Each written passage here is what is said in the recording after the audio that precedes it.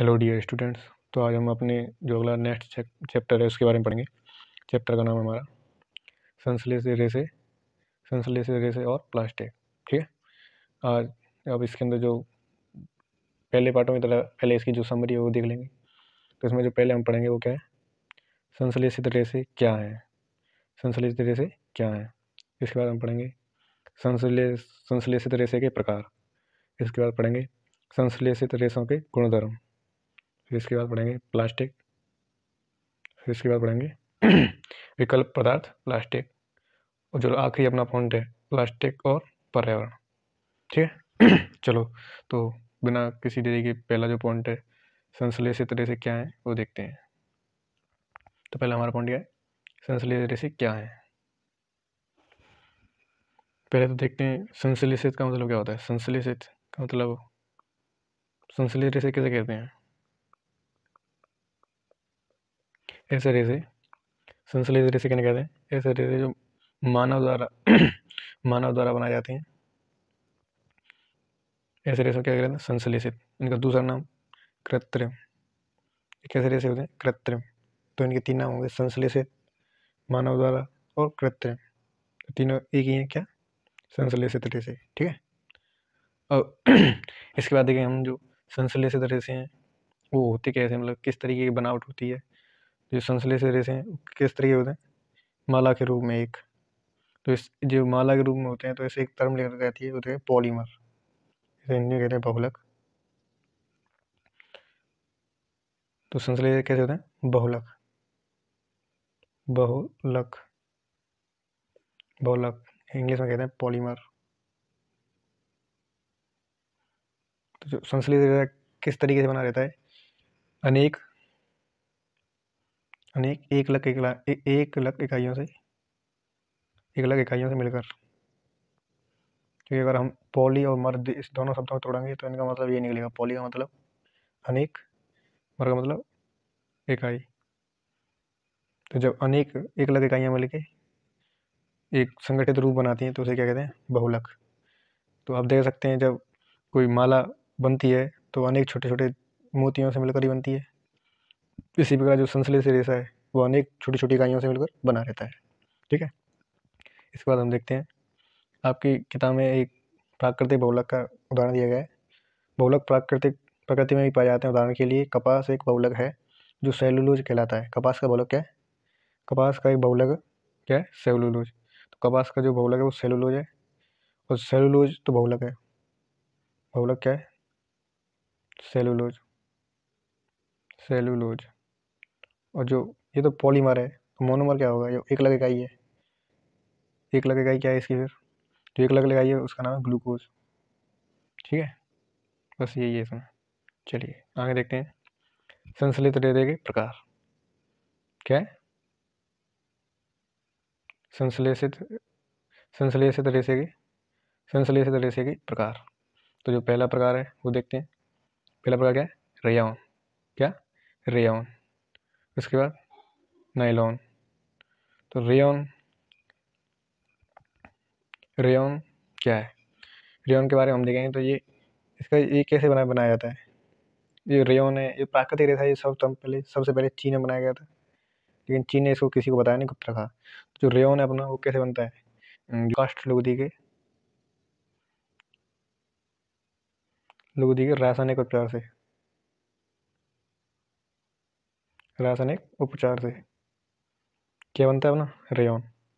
और फिर रेयॉन से क्या क्या बनाया जा सकता है, देखिए रेयॉन से क्या क्या बनाया जा सकता है।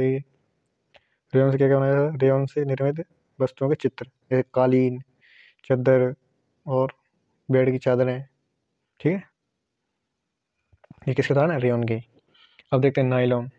नायलॉन की खोज सबसे पहले नायलॉन की खोज कब हुई, 1931 में हुई। और ये बनाया कैसे जाता है, कोयला जल और वायु के द्वारा। ठीक है। और इसके उदाहरण आप देख सकते हैं। इसके उदाहरण क्या है,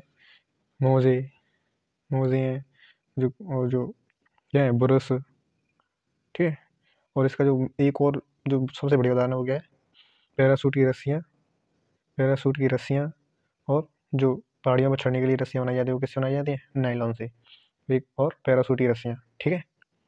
चलिए, इसके बाद एक और जो हमारा संश्लेषित रेशे का एक और जो प्रकार है वो क्या है, पॉलिएस्टर और एक्रिलिक। क्या है, पॉलिएस्टर, पॉलिएस्टर और एक्रिलिक। क्या है, पॉलिएस्टर और एक्रिलिक। अब इसे भी देखते हैं। तो पॉलिएस्टर, अब इसके नाम है पॉली, दो शब्दों से मिलकर है पॉली प्लस एस्टर। पॉली का मतलब अनेक, एस्टर का मतलब एस्टर। तो जो अनेक एस्टरों से मिलकर बनाता है, एस्टर का मतलब क्या होता है, फलों की गंध। एक रासायनिक फलों की जो गंध प्रदान करता है वो एस्टर होता है, ठीक है। तो ये तो पॉली एस्टर का मीनिंग हो गया पूरा। जो पॉलिएस्टर है, इससे बने जो कपड़े होते हैं उनमें आसानी से सलवटें नहीं पड़ती, सलवटें नहीं पड़ती। और जो इससे बना जो कपड़ा है वो आसानी से धुल जाता है, धुलने में आसान, धुलने में आसान, ठीक है। ये इसके फ़ायदे हो गए पॉलिएस्टर के। और जो पॉलिएस्टर है, पॉलिएस्टर का एक उदाहरण है, उसका नाम है पैट। इसी फुल फॉर्म में पॉलीएथिलीन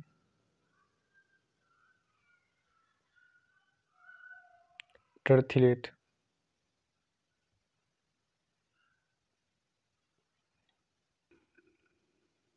क्या, टर्थिलेट, ठीक है।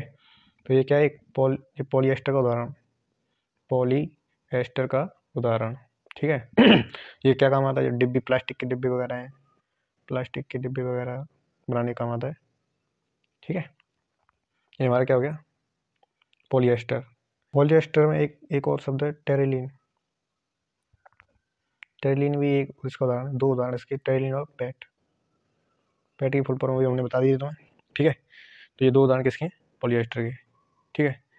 इसके बाद जो हमारा अगला थोड़ा पॉलिएस्टर के बारे में थोड़ा और है, देखिए ये लिख रहा है इसमें, पॉलिएस्टर एक वास्तव में एक रसायन है जो एस्टर कहलाता है, की इकाइयों की पुनरावृत्ति, यानी जो एकल इकाइयों की, जो एस्टर की इकाइयाँ उनकी पुनरावृत्ति से बनता है, यानी बार बार। जैसे हमने माला का उदाहरण दिया था ना, पॉली का मतलब अनेक, एस्टर मतलब इकाइयाँ। एस्टर वे रसायन है जो फलों को उनकी गंध प्रदान करते हैं। निर्मित कपड़े पॉलीकॉट, पॉलीवूल, टेरिकॉट आदि नामों से बेचे जाते हैं। जैसा कि नाम सुझाते हैं, ये कपड़े दो प्रकार के रेशों से मिलकर बने होते हैं, यह पॉलीकॉट, पॉलिएस्टर और कपास। जो पॉलीकॉट है वो किस किस से मिलकर बना रहता है, पॉलीकॉट एस्टर प्लस कपास, पॉलिएस्टर ये है, मतलब पॉलिएस्टर प्लस कपास। जो पॉलीवूल है वो एस्टर प्लस ऊन, जो पॉलीवूल बनेगा वो पॉलिएस्टर प्लस ऊन, ठीक है। ये अब हमारा जो पॉलिएस्टर ये पूरी तरीके से कंप्लीट हो चुका है। इसके बाद हम देखेंगे ये कुछ पेट्रो रसायन के बारे में लिखा है। सभी संश्लेषित रेशे पेट्रोलियम मूल के कच्चे माल पेट्रो रसायन कहलाते हैं, इससे विविध प्रक्रियाओं द्वारा बनाए जाते हैं। जो सभी संश्लेषित रेशे हैं ना, वो पेट्रोलियम के जो कच्चा माल है उसका नाम क्या है, पेट्रो रसायन, इसी से बनते हैं, इसी का ये मूल है, पेट्रो रसायन, ठीक है। क्या नाम, पेट्रो रसायन, ठीक है। इसमें अभी हम एक चीज़ देखना भूल गए, एक्रिलिक। एक्रिलिक क्या है, एक्रिलिक एक ऊन के समान दिखने वाला संश्लेषित रेशा है, ठीक है। संश्लेषित रेशा है, ठीक है। ये एक्रिलिक। संश्लेषित रेशों के गुणधर्म के अंदर हम देखेंगे कि ये जो संश्लेषित रेशा है हम इसे उपयोग में क्यों ले रहे हैं, हम जो प्राकृतिक रेशा है उसे यूज में क्यों नहीं ले रहे। तो इसका कारण है, ये सबसे सस्ता होता है, एक तो क्या होता है, सस्ता, ठीक है। दूसरा जो कारण है इसका वो क्या है, ये जो उपयोग में लाते हैं वो आसान है, उपयोग आसान है। और ये जो धुलाई वगैरह है उसमें आसानी होती है, और सलवटें आसानी से नहीं पड़ती, और हल्का, ठीक है। तो ये सब क्या है, इसके गुणधर्म ही तो है। अगर हम किसी चीज़ को लेंगे तो उसके गुणधर्म होंगे, हल्का होगा, कम कीमती होगा, तभी तो लेंगे। तो ये सब क्या हो गया, संश्लेषित रेशे के गुणधर्म, ठीक है। इसके बाद हम देखते हैं अगला जो क्या है, अगला हमारा प्लास्टिक। क्या, प्लास्टिक में देखते हैं हम क्या है, जो प्लास्टिक है वो भी संश्लेषित रेशों की तरह जो अनेक इकाइयों से मिलकर बना रहता है। तो ये दो तरीके की होती हैं, ये तो सीधी श्रृंखला में, एक क्रॉस वाइज ऐसे, ठीक है। तो इसी के नाम पे इनके दो नाम रखें, एक तो रेखीय, एक क्रॉसबद्ध। ठीक है। जो प्लास्टिक है वो दो तरीके से व्यवस्थित होती है, एक तो रेखीय और एक क्रॉसबद्ध। जैसे आप चित्र में देख सकते हैं, मैंने बता दिखा दिया है, ठीक है। इसके बाद देखते हैं जो प्लास्टिक है। प्लास्टिक तो आपने अपने आसपास देखी होगी, कुर्सी वगैरह और भी खिलौने वगैरह सब प्लास्टिक के होते हैं। तो प्लास्टिक है जो आप पन्नी पन्नी या पॉलीथीन पॉलीथीन कहते हैं, वो दो शब्दों से मिल जाता है। Polythene, poly plus ethene, plastic का एक उदाहरण है जो सामान्य उपयोग में आने वाली पॉलीथीन थैलियाँ बनाने का काम आता है, ठीक है। इसके बाद हम देखते हैं जो प्लास्टिक है हमारी, वो दो तरीके की होती है। एक तो है क्या है, थर्मोप्लास्टिक, क्या थर्मोप्लास्टिक, और दूसरी क्या है, थर्मोसेटिंग प्लास्टिक। तो जो थर्मोप्लास्टिक क्या होती है, थर्मोप्लास्टिक जो वो ऐसी प्लास्टिक होती है जिसे हम आसानी से दूसरे रूप में पिघला सकते हैं, यानी उसका जो आकार है उसे ऊष्मा देकर या हीट देकर उसे उसका रूप परिवर्तित किया जा सकता है, रूप परिवर्तित किया जा सकता है, ठीक है। तो ऐसी प्लास्टिक क्या कहलाती है, थर्मोप्लास्टिक, ठीक है। तो ऐसे प्लास्टिक के आप उदाहरण दे सकते हैं जो क्या कहते हैं, अपने जो खिलौने वगैरह हैं, खिलौने, ठीक है। और जो घरों में जो पाइपलाइन डलती हैं पीवीसी की, वो भी तो पिघल जाती हैं। तो ये सब किसके उदाहरण है, थर्मोप्लास्टिक है, ठीक है। इसके बाद देखते हैं हम थर्मोसेटिंग प्लास्टिक।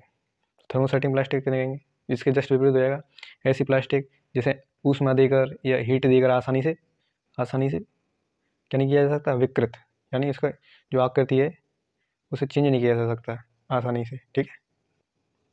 तो ऐसी प्लास्टिक क्या कहलाती है, थर्मोसेटिंग प्लास्टिक। इसके जो उदाहरण है वो क्या आएंगे, कुर्सी वगैरह, कुर्सी, जो जो बिजली के बोर्ड,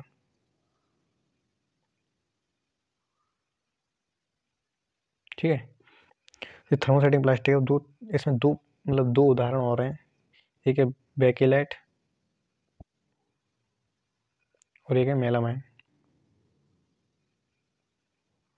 अब इन दोनों को देख लेते हैं, पहले एक के देखते हैं, पहले से देखते हैं क्या, बेकेलेट। तो बेकेलेट क्या होती है, बेकेलेट जो होती है वो विद्युत और ऊष्मा दोनों की कुचालक होती है। विद्युत और ऊष्मा ये दोनों की कुचालक होती है, तो इससे जो बिजली के बोर्ड जो बनाए जाते हैं, बिजली के जो बोर्ड होते हैं वो बनाए जाते हैं, ठीक है। जो बैकलाइट होती है वो विद्युत और ऊष्मा दोनों की कुचालक होती है। अब जो मेलामाइन उसे देखते हैं, मेलामाइन मेलामाइन जो ऊष्मा की बहुत अधिक कुचालक होती है, ऊष्मा की अत्यधिक कुचालक होती है। तो इसकी इस गुण के या इस प्रॉपर्टी के कारण ही जो फायर ब्रिगेड के जो कपड़े होते हैं, अग्निरोधक जो कपड़े होते हैं, किससे बनाए जाते हैं, मेलामाइन से, ठीक है। तो ये इंपॉर्टेंट है। मेलामाइन किसके काम आती है, जो फायर ब्रिगेड के कपड़े होते हैं, आग बुझाने वाले, उनके काम आती है, ठीक है। आप देखेंगे जो अगला पॉइंट है वो क्या है, 3.5 जो अपना जो अगला पॉइंट है, विकल्प पदार्थ प्लास्टिक, यानी जो प्लास्टिक है उसी को क्यों ज़्यादा उपयोग में लाया जाता है, कि जो प्लास्टिक है वही विकल्प क्यों है। तो इसके अब जो कुछ पॉइंट है, पहला पॉइंट है प्लास्टिक अनअभिक्रियाशील। प्लास्टिक कैसा है, अनअभिक्रियाशील। कैसा है, अनअभिक्रियाशील। ये किसी भी चीज़ से क्या नहीं करता, अभिक्रिया। तो अगर ये अभिक्रिया नहीं करेगा, किसी चीज़ से रिएक्ट नहीं करेगा, तो ये कैसा, जल्दी सड़ेगा भी नहीं, गलेगा भी नहीं। तो इसीलिए जो पहला पॉइंट क्या है, प्लास्टिक का ज़्यादा उपयोग क्यों होता है, कि प्लास्टिक कैसी है, अनअभिक्रियाशील। पहला पॉइंट क्लियर। अब जो दूसरा पॉइंट है वो है प्लास्टिक हल्का, प्रबल और चिरस्थायी। प्लास्टिक कैसी होती है, हल्की होती है, प्रबल यानी मजबूत होती है, और चिरस्थायी यानी लंबे समय तक टिकी रहती है। तो दूसरा जो सबसे ज़्यादा उपयोग होता है उसके जो दूसरा कारण क्या है, हल्का होना, प्रबल होना और चिरस्थायी होना। इसी की वजह से जो प्लास्टिक है वो विकल्प पदार्थ के रूप में उपयोग में लाई जाती है। जो अगला पॉइंट है वो क्या है, कुचालक। अगला पॉइंट क्या है अपना, कुचालक। कुचालक का मतलब ये विद्युत का चालन नहीं करती, विद्युत का चालन नहीं करती, जो लाइट या और ऊष्मा का भी नहीं करती, ऊष्मा का भी इतना जल्दी नहीं करती, ठीक है। तो जो ऊष्मा और विद्युत कैसी होती है, कुचालक, ठीक है। तो ये तीनों पॉइंट क्लियर हो गए होंगे। पहला पॉइंट प्लास्टिक अनिक्रियाशील, दूसरा पॉइंट प्लास्टिक हल्का, प्रबल और चिरस्थायी, तीसरा पॉइंट है कुचालक, ठीक है। इसमें अब एक पॉइंट और रह गया है, जो वो है जो आप देखते होंगे जो हॉस्पिटल वगैरह है, हॉस्पिटल वगैरह में जो उपकरण लाए जाते हैं, जैसे इंजेक्शन वगैरह, ये भी तो प्लास्टिक के होते हैं। तो इनका उपयोग कहाँ भी है जो मेडिकल लाइन में भी है, ठीक है। इंजेक्शन वगैरह है, जो बोतल वगैरह छड़ती हैं आप पर, बोतल वगैरह छड़ती हैं, ये बोतल वगैरह ये सब किसकी होती हैं, प्लास्टिक की तो होती हैं। तो प्लास्टिक का एक और उपयोग क्या है, मेडिकल एरिया में, ठीक है। और अग्निरोधक बताई थी, अग्निरोधक जो बचता है वो किससे बनाए जाते हैं, मेलामाइन से, मेलामाइन से। ठीक है, और इसके बाद देखते हैं प्लास्टिक और पर्यावरण। तो प्लास्टिक है वो पर्यावरण के लिए हानिकारक है या उपयोगी है, ये भी चीज़ देखने की है। ठीक है, तो देखते हैं। जो अब इसमें जो पहला पॉइंट आता है वो क्या है, जैव निम्नीकरण। क्या, जैव निम्नीकरण। जैव निम्नीकरण की परिभाषा यहीं देख लेते हैं। तो जैव निम्नीकरण की परिभाषा क्या है, या जो जैव निम्नीकरण उसकी डेफिनेशन क्या आएगी। जैव निम्नीकरण का अर्थ है कि जो पदार्थ हैं वो प्राकृतिक प्रक्रिया द्वारा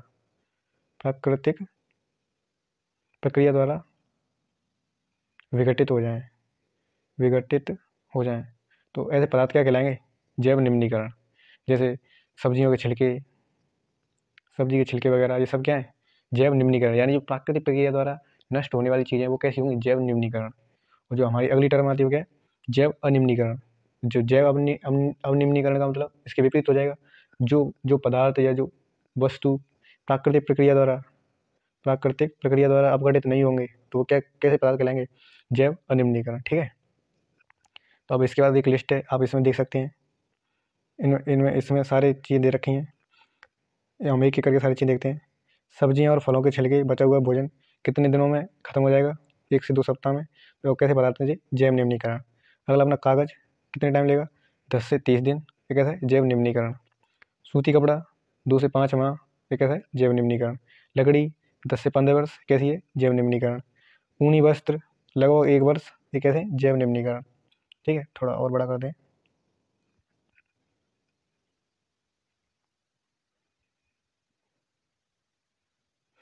और जो टिन, एल्यूमिनियम एवं अन्य धातुओं के डिब्बे, ये अपघटित होने में कितने साल लेते हैं, 100 से 500 वर्ष।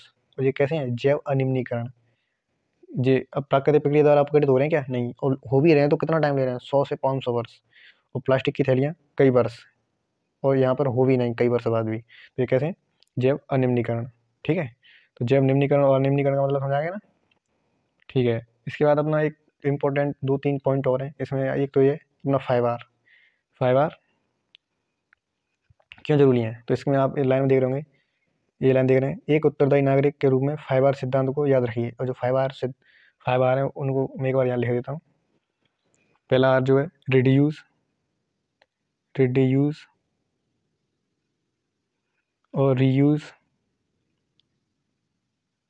रिसाइकल, रिकवर और रिफ्यूज। हिंदी में इन्हें बता देते हैं। उपयोग कम करिए, पुनः उपयोग करिए, पुनः चक्रित करिए, पुनः प्राप्त करिए और उपयोग न करना। ठीक है, ये हिंदी का इनका अर्थ है। और ये भी इम्पोर्टेंट है। ठीक है, फाइबर। ठीक है, इसके बाद एक पॉइंट और है बस, इसमें कुछ नहीं है। इसमें ये इम्पोर्टेंट है, रेशा विवेक मतलब है जो रेशा है उसे विवेक दिमाग से या इस्तेमाल करना। उसकी जगह ऐसे प्लास्टिक की थैलियाँ जलाशयों में अथवा सड़क पर नहीं फेंकें। खरीदारी के लिए जाते समय एक सूती कपड़े का थैला या जूट थैला लेकर जाएं। प्लास्टिक पदार्थों का उपयोग कम से कम करें। उदाहरण के लिए प्लास्टिक के स्थान पर स्टील के बने भोजन रखने के लिए डिब्बों का प्रयोग करें। ये जो अवेयरनेस की चीज़ें हैं, जो कूड़ा करकट है या पॉलीथीन है, उन्हें कहीं ना पड़े तो कहाँ डालें, कचरे पात्र में। तो स्वच्छ भारत अभियान। ठीक है, इसी के साथ जो है वो अपनी क्लास एंड होती है। अगर आपको अच्छी लगी हो तो अपने दोस्तों के साथ शेयर करें, और पसंद आ रही हो तो चैनल को सब्सक्राइब भी कर लें। ठीक है।